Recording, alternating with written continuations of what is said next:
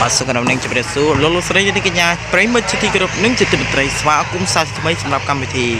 The Super Fighter Volleyball នៅថ្ងៃអាទិត្យទី1ខែមិថុនាឆ្នាំ2025បាទហើយថ្ងៃនេះគឺជាទី2កុមារអន្តរជាតិ1មិថុនាគឺលើកទី71បាទនៅក្នុងសប្តាហ៍នេះការប្រកួតទៅជន់ចិត្តតែម្ដងបាទការប្រកួតយ៉ាងស្ពឹកស្វែងមែនតើពីមួយសប្តាហ៍ទៅមួយសប្តាហ៍រួមចាំទស្សនាទាំងអស់គ្នាអរគុណចំពោះមកចោលក្នុងនៅក្នុងកម្មវិធីដោយស្រី Begin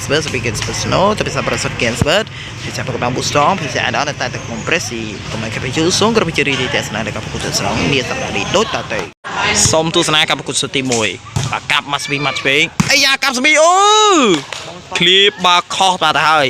បន្ទុកបានការ Match វិញទៅហើយ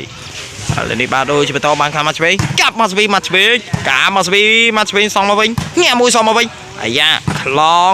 សងមកវិញញាក់អូចូលបាត់ទៅហើយបាទបន្ទុកបានខាង Match វិញបន្តឥឡូវនេះបាទដូរបានខាង Match វិញបន្តទៀតខាងណែទៅហើយ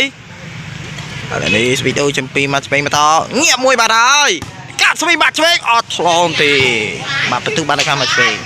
បានការប្រកួតសិតទី1បានមកចប់ហើយបានឈានមកដល់ការប្រកួតសិតទី2នេះពេលបន្តិចទៀតនេះបាទរីស្វាគមន៍ជាបន្តសម្រាប់ការប្រកួតសិតទី2បាទទៅលើស្វី Match វិញដំបូងគេបាទអាយ៉ាទឹកដៃវាបញ្ចុតខ្លាំងមែនទេបាទបាទរីទស្សនានៃការប្រកួតសិតទី2ដល់ទៅស្វីចំពី Match វិញបាទងាកកាប់ស្វីរបស់ Match វិញការសងមកវិញកាប់ឃ្លីមកចំមកក្រោមកាច់ឆ្លងទៅលើ Match វិញកាត់មកសងមកវិញងាកស្វីអូសំណាញ់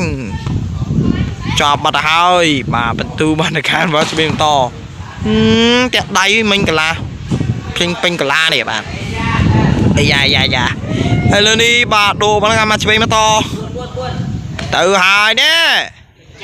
ចេញទៅហើយអូចូលបាត់ហើយបាទដូរបានខាងមកឆ្វេងដល់សាប់ពេលវេលានៅក្នុងកម្មវិធី The Super Fighter Volleyball នេះសប្តាហ៍នេះបានជាចុះបន្តទីបញ្ចប់ជួបគ្នានៅថ្ងៃអាទិត្យសប្តាហ៍ក្រោយសិនពីនេះសូមអរគុណសូមជម្រាបលា